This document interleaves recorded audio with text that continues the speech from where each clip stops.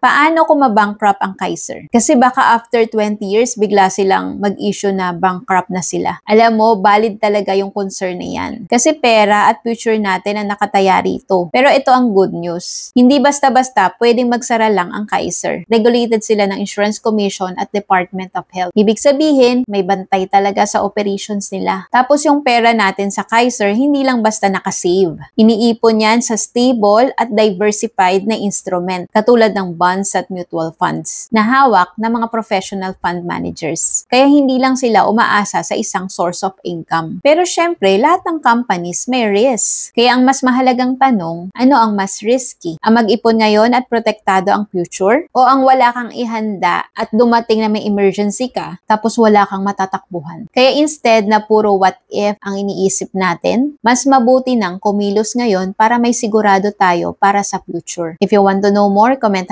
#Kaiser below para ma-send ko ang video explanation sa inbox mo. Retire early, live free, kayang-kaya basta may tamang gabay.